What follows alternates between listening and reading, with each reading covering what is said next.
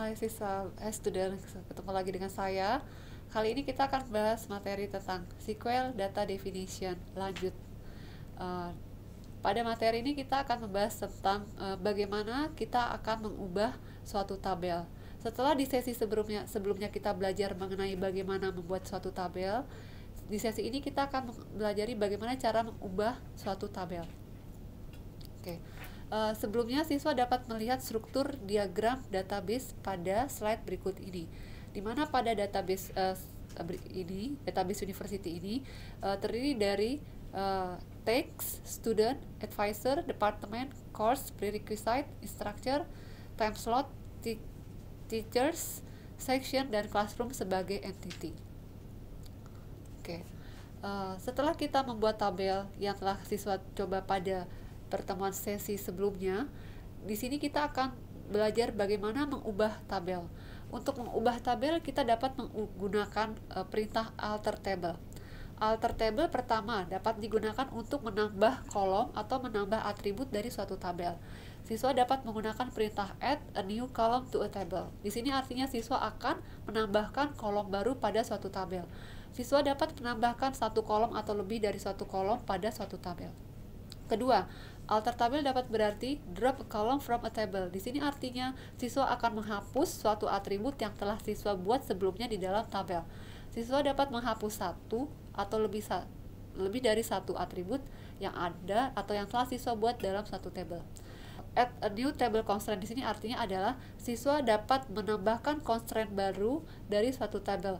Setelah sebelumnya pada setelah pada materi sebelumnya siswa membuat constraint, siswa dapat menambahkan constraint lagi dengan menggunakan perintah add a new table constraint. Selanjutnya, setelah suatu constraint itu dibuat, constraint dapat dihapus dengan perintah drop a table constraint. Apalagi yang dapat kita gunakan pada alter table, kita dapat memberikan nilai default pada suatu atribut. Untuk memberikan nilai default pada suatu atribut, siswa dapat menggunakan perintah set a default for a column.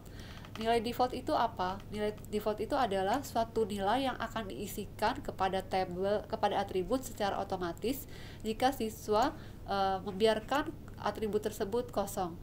Set a default value ini bertujuan untuk menghindari nilai nol pada suatu atribut. Jika siswa mengabaikan atau tidak menginput nilai pada suatu atribut yang telah diberikan nilai default value, maka tabel akan memberikan nilai default value secara otomatis terhadap atribut tersebut. Selanjutnya, siswa dapat juga menghapus nilai default value yang telah siswa buat dengan cara menggunakan perintah drop a default for a column. Oke. Di slide berikutnya, siswa akan melihat contoh penggunaan alter table. Sebagai contoh, siswa akan mengubah table course dengan menghilangkan atau menghapus nilai default pada kolom kredit dan memberikan nilai default pada departemen number kolom untuk perempuan, untuk siswa yang berjenis kelamin perempuan dengan isi nilainya adalah IT. Oke. Ini adalah solusi dari kasus tersebut. Pertama, alter table course, alter credit drop default. Itu artinya siswa akan mengubah tabel course. Kemudian siswa akan menghapus nilai default. Perintah untuk menghapus nilai default itu siswa dapat lihat pada alter credit. Artinya siswa akan menghapus nilai default yang ada pada table credit. Alter credit drop default. Oke, pada slide ini siswa akan melihat bagaimana cara penggunaan alter table. Siswa memiliki kasus pertama, ubah course table dengan menghapus nilai default yang ada pada kolom kredit. Dan selanjutnya siswa diminta untuk memberikan nilai default pada kolom departemen name dengan nilai default adalah IT. Oke. Nah, berikut ini adalah solusi dari kasus tersebut. Pertama, siswa ingin menghapus nilai default yang ada pada kolom kredit pada tabel course. siswa dapat menggunakan perintah alter table course, artinya siswa akan mengakses tabel course. Kemudian alter credit drop default, di sini artinya adalah siswa akan menghapus nilai default yang ada pada tabel kredit. Oke. Selanjutnya kita bisa lihat pada perintah kedua, yaitu alter table course. Di sini artinya siswa akan mengakses tabel course. Kemudian siswa akan memberikan nilai default pada departemen name, yaitu nilai defaultnya IT. Perintah yang digunakan adalah alter department name, artinya siswa akan mengubah departemen name set default IT, memberikan nilai default IT kepada atribut atau kolom departemen name. Oke, pada contoh berikutnya bisa dilihat siswa akan menambahkan primary key pada table advisor. Untuk menambahkan primary key pada suatu tabel, siswa dapat menggunakan perintah alter table juga. Dapat dilihat di sini bahwa solusi yang diberikan pertama, siswa dapat menggunakan perintah alter table advisor, artinya siswa mengakses tabel advisor. Kemudian siswa menggunakan perintah add primary key, di sini artinya siswa akan menambahkan primary key pada tabel advisor, dan primary key tersebut bernama I_ID.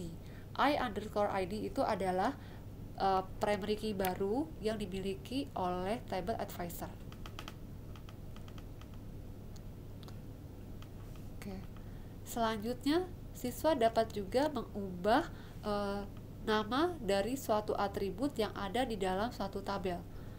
Untuk melakukan tersebut, pada slide ini siswa dapat lihat solusi yang diberikan.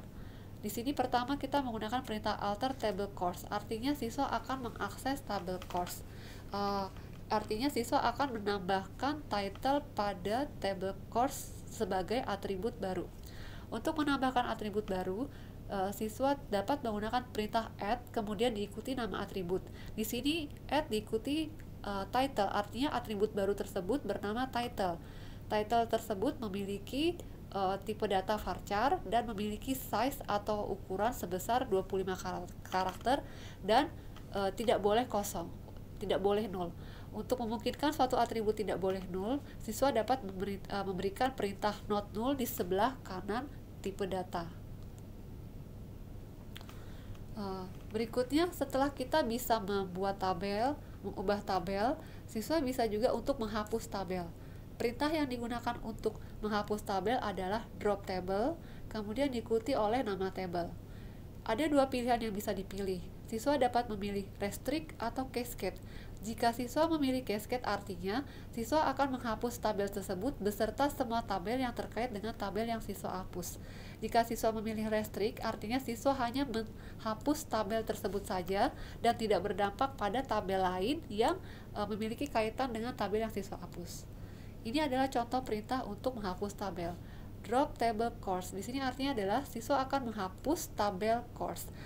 Perlu diingat, untuk menghapus tabel itu artinya siswa menghapus tabel dan juga siswa menghapus semua record yang ada di dalam tabel.